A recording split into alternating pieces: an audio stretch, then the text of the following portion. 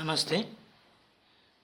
Visakha enterprises Sri Vasavi home foods ragi idli ఎలా తయారు చేయాలో చూద్దాము రండి. ముందుగా ప్యాకెట్ ఓపెన్ చేసి పెట్టుకోండి. ఇందులో ఎటువంటి పెరుగు ఏమీ కలపక్కర్లేదు, చాలా సాఫ్ట్గా వస్తాయి.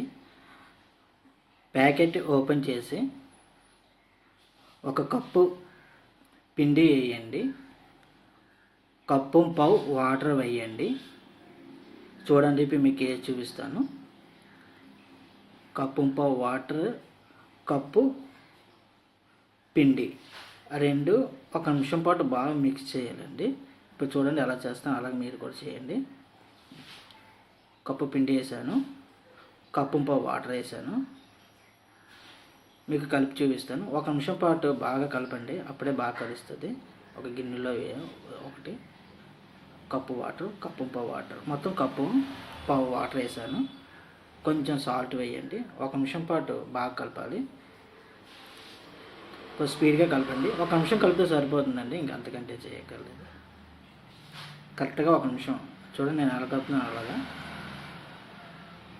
కొంచెం ఉప్పు వేసి తగినంత సరిపోతుందండి. మాత్రం బాగా కలపండి. నేను ఒక గంట సేపు అని చెప్పాను, కానీ 15 నిమిషాల తర్వాత నేను చేసేసాను.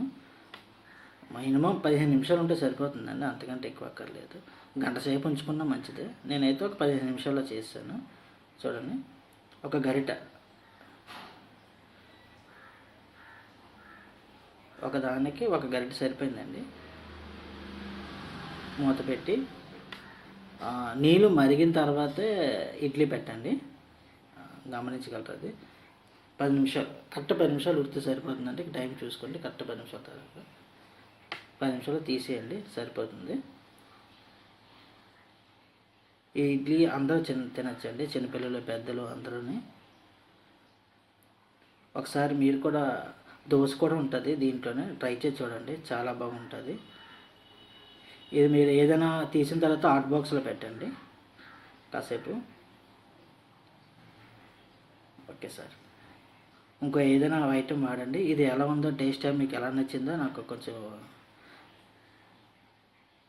కామెంట్ చేయండి, కామెంట్ చేసి చెప్పండి.